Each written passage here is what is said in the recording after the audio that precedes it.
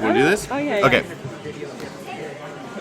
Hey, we're here at GDC 2013, and we're with Nyam Nyam, and they're going to show us their new upcoming game. It's called Tengami, and it's kind of origami, paper crafty kind of world, puzzle game, adventure game. Is that all those things accurate? Yeah, sort of. So Tengami is an atmospheric adventure game that takes place inside a Japanese pop-up book, or I think sometimes in the US it's also called a flip book. And you control like a little character, and with your character you explore this pop-up book world, and you come across obstacles and puzzles that you solve by manipulating the flip book. Okay. Think about folding and unfolding things. But I would say more so than being a difficult puzzle game, like it's really kind of like about the experience of being in this really like gorgeous looking pop-up book, and just kind of like going through the emotions of the narrative and like seeing what happens. Okay. Well, let's jump in and take a look at it then. Okay, so I'll show you a little bit of the forest area. This is quite early in the game. Okay.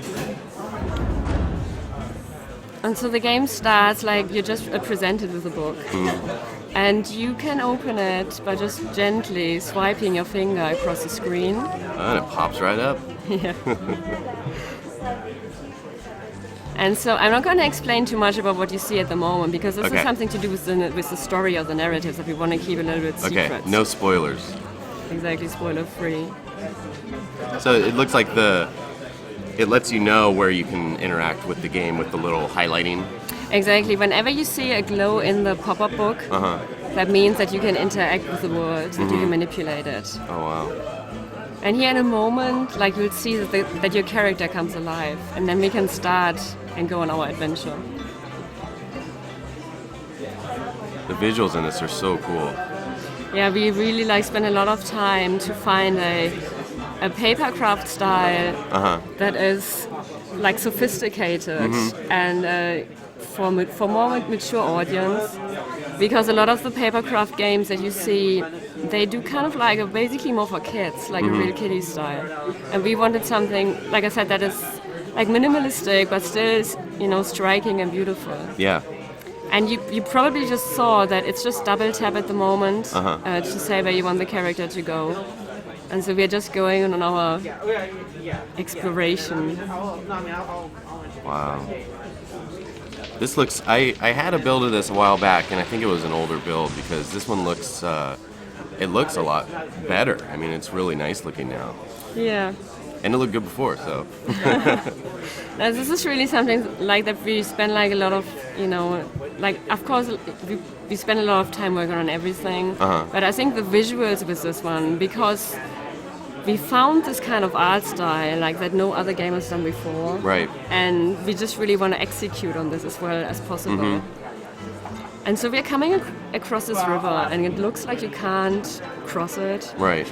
But if you look a little closer into the river, you'll see that something is a little off. Yeah. And there's also a faint glow. And if you kind of just like flip it, then you can reveal this little bridge. That's cool. And now we can cross and continue with our exploration. I see the guy, he's flat. Yes. Like he turned and he's flat. He is flat because everyone's paper. Yeah. But it's also because this is so everything that you see on screen at any moment in time is is a real pop-up, and the whole world can fold flat. Wow. So when that happens, which you'll hopefully see in a short while, then the character needs to fold with the world. And if he had a sickness to him, then he would squash. So did you have to do a lot of research buying like pop-up books and seeing how they work and stuff? Yeah, absolutely. The first year on this game was just basically spent learning how to make pop-ups with paper and figuring out what are the mathematic rules behind these pop-ups, right? Yeah. Why can this really work?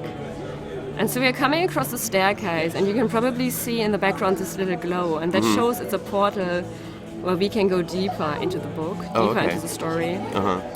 And I'm opening the staircase, but whenever the wolf howls, the staircase closes. And I can't as long as the wolf is there. So you gotta figure out how to make him be quiet.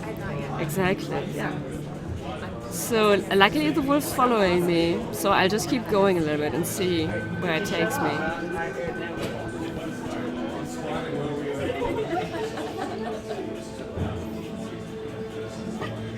Yeah, we can already see that there's like one more wolf. And if you keep going a little further, then... Oh, what's this? So this is one of the puzzles, but I'm actually not sure that it will be in the final game, because it's one that people struggle the most with. When we show really? it. Okay. Yeah. So it's basically, objective is like if you pull the pull tab, pull tabs are also used in pop-up books very often. Right. Then the wolf either howls or does nothing, and you need to find the right ordering in which to do this. And if you want to think about it for a moment for yourself, you can tell just by looking at the wolves on screen what the order is. Oh, okay. But in a moment, I'll do it. So this is So your I would 3 say- seconds to come up with it. I would say go by size, so smallest to largest. Is that awesome, it? yes. Yes. I did it. That's the right one. That's cool. And so I play a little lullaby now, and they fall asleep. So Tengami is not like a violent game at all. Yeah. Like it's a very calm and quiet. It's a very calm and quiet game. Like definitely, I definitely recommend like playing this in bed, like just before you go to bed, when the lights are already dimmed Relaxes out. you and- Yeah, exactly. Yeah. And so I go back now, and then you can see how actually the whole world folds flat to reveal the next page.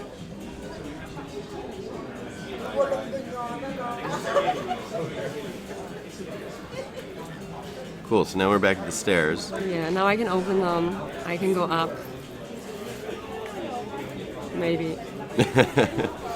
There he goes. It's so weird to think of something having depth when it's like flat or, Yeah.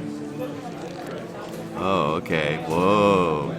So Yeah, you everything see folds up. it folds away, and off you go deeper. Oh, very cool. Deeper into the book. And I'll show you the next transition as well, because Okay. it's really nice. And I think after that I'll show you a little bit of the other area that we have in the game, which is the ocean. So is that over in the right? That's the background of like the house where this book is laying, right? Yeah, exactly. Okay. Yeah. So that's this so is something to do with kind of like the story and meaning of Tengami. Oh, okay. But I don't want to go into too much Right, before right, people right. have time to play it themselves. Oh, cool. Yeah. So let me bring up the debug menu then, and then Okay. I'll show you a little bit more advanced pop-up puzzles in the Okay. ocean level. We're getting into the cheat menu now.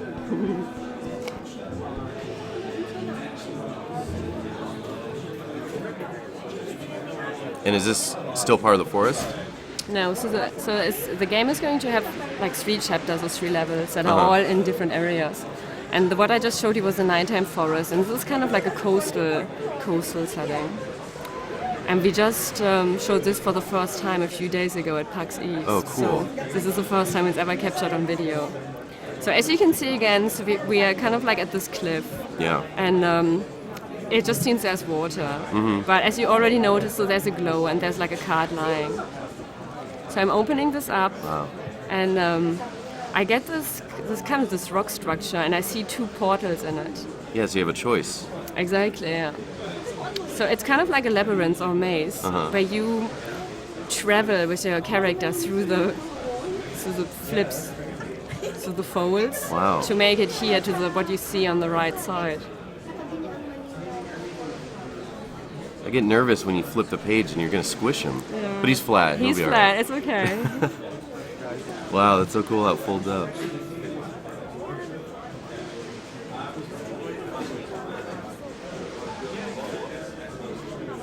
Yeah, and this is it's kind of something like it feels really nice when you flip the page, because you can do it as fast or as slow as you want, and as many times. And so you can kind of watch how it all works, go back and forth. Yeah, exactly. Oh, that's if I so just neat. go like this. I could probably spend hours doing this. Yeah, sometimes when we show the game publicly, like we just see people that keep doing this. Yeah.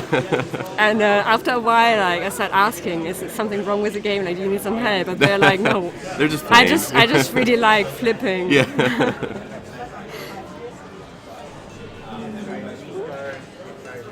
Yeah, so we made it through the first maze, and the next one is a little bit more a more difficult one. And I'll not show you the solution, but I'll just show you a little bit of it, so that you get to see it. So we are here again. So we are trying to go to the left side where you see the glow, and there's like 3 areas that I can flip. Oh wow! And my objective is to find a way through this to the other side. And